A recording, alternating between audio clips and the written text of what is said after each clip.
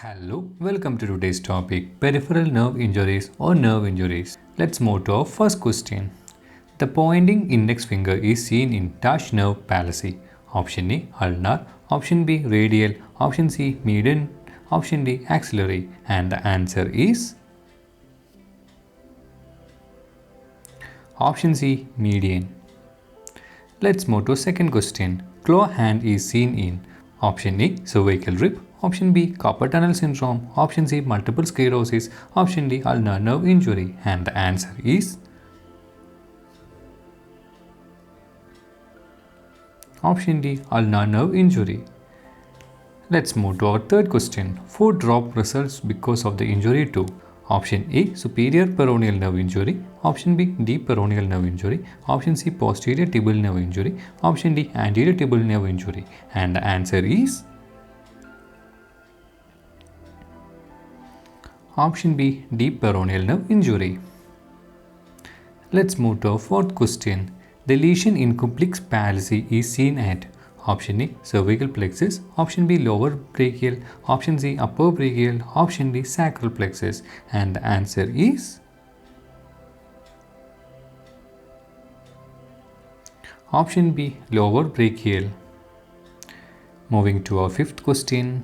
Saturday night palsy involves the nerve.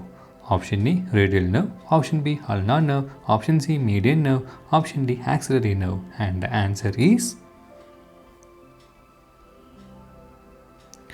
option A radial nerve.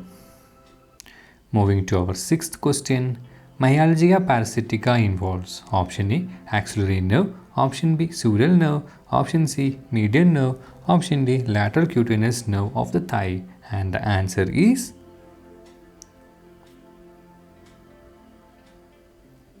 option D lateral cutaneous nerve of the thigh. Moving to our seventh question.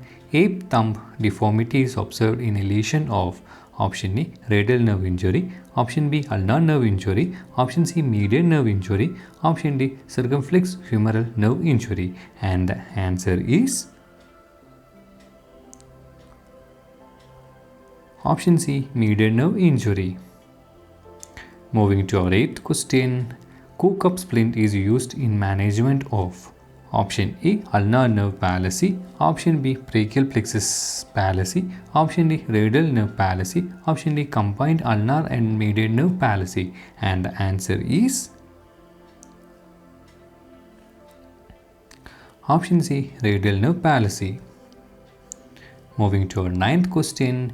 Erb's palsy is due to involvement of option A upper trunk of brachial plexus, option B medial trunk of brachial plexus, option C lower trunk of brachial plexus, option D long thoracic nerve, and the answer is option A upper trunk of brachial plexus. Moving to our 10th question. Injury to which of the following nerve is the most likely to result in wrist drop? Option A radial nerve, option B ulnar nerve, option C median nerve, and the answer is option A radial nerve. Moving to our 11th question. In fracture of the distal half of the humerus, the nerve injured is option A axillary, option B median, option C radial, option D ulnar, and the answer is option C radial. Moving to our 12th question. Median nerve is injured during option A elbow dislocation, option B fracture of the lateral epicondyle of the humerus, option C fracture of the medial epicondyle of the humerus, option D supracondylar fracture of the humerus, and the answer is option A elbow dislocation. Moving to our 13th question. The nerve root involved in Erb's palsy are option A C3 C4, option B C4 C5, option C C5 C6, option D C6 C7, and the answer is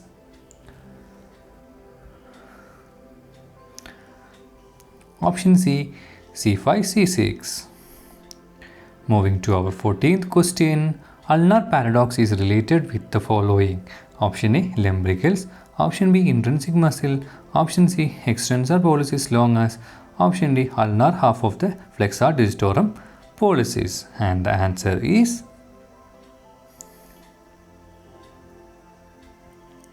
option B, intrinsic muscle. Moving to our 15th question.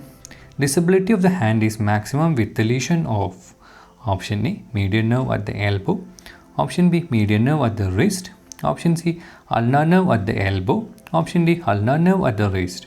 And the answer is option D, ulnar nerve at the wrist. Moving to our 16th question. Dislocation of which one of the following carpal can present at the median nerve injury palsy? Option A, scaphoid, option B, hematite, option C, lunate, option D, trapezium. And the answer is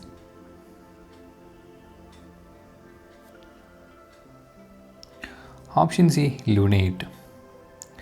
Moving to our 17th question. Tenal sign indicates option A, neurofibroma, option B, injury to peripheral nerves, option C, atrophy of the nerves, option D, regeneration of the nerves. And the answer is option B, injury to peripheral nerve. Moving to our 18th question. Commonest cause of the wrist drop is option A, intramuscular injection, option B, fracture of the humerus, option C, dislocation of the elbow, option D, dislocation of the shoulder. And the answer is option B, fracture of the humerus. Moving to our 19th question. Froment sign is present in paralysis of dash nerve injury. Option A, ulnar nerve injury, option B, radial nerve injury, option C, median nerve injury, option D, axillary nerve injury. And the answer is option A, ulnar nerve injury. Moving to our 20th question. The Carr test tests the function of option A, median nerve, option B, ulnar nerve, option C, axillary nerve, option D, radial nerve. And the answer is option B, ulnar nerve. Moving to our 21st question. Claw hand occurs in option A, Volkmann ischemic contraction, option B, Dupuytren's contracture, option C, ulnar nerve injury, option D, Sudok's atrophy. And the answer is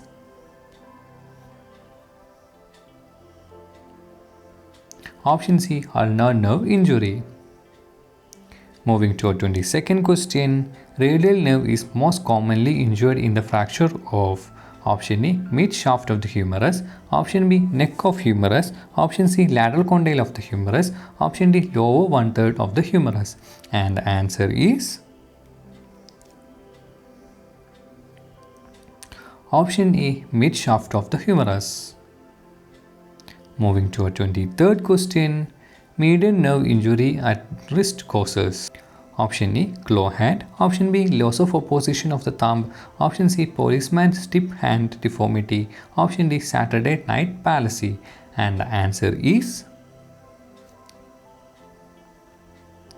option B, loss of opposition of the thumb.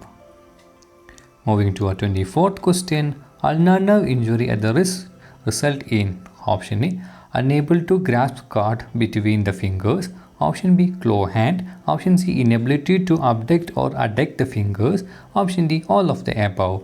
And the answer is option D, all of the above.